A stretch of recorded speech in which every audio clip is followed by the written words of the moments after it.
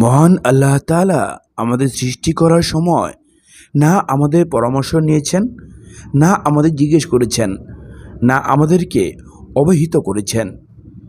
তিনি তোমাদের সৃষ্টি করেছেন, তার ইচ্ছে হলো আর তোমাদেরকে সৃষ্টি করলেন। তারপর কাউকে পুরুষ বানিয়েছেন, কাউকে নারী বানিয়েছেন। আমরা এদিকে পুরুষ বসে আছি, ওদিকে পর্দার আড়ালে মহিলারা। আমরা কেউই দাবি করিনি, আবেদন জানাইনি যে আমাকে পুরুষ বানানো হোক, আমাকে নারী বানানো হোক।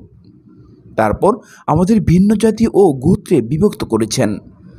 আমরা আবেদনও জানাইনি যে আমাকে এই জাতিতে, এই গোত্রে বা এই বংশের সৃষ্টি করা হোক। তো আমরা দেখতে পাচ্ছি আমাদের সৃষ্টিতে আমরা সম্পূর্ণরূপে অসহায়। এখানে আমাদের কোনো হাত নেই, না উচ্চতায়, না রূপে, না কাঠামোতে, না লিঙ্গ পরিচয়ে, না বংশগোত্রে।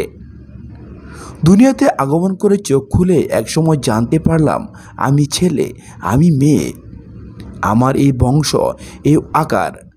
তারপর যখন কিছু বুদ্ধি হলো, তখন ডানে বায়ে ও সামনে পেছনে একটি জগৎ দেখতে পেলাম।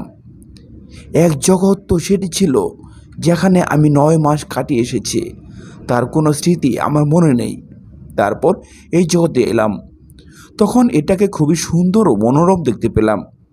উপত্যকাও আছে, পাহাড়ও আছে, শ্যামলিমাও আছে, শুভ্রতাও রয়েছে।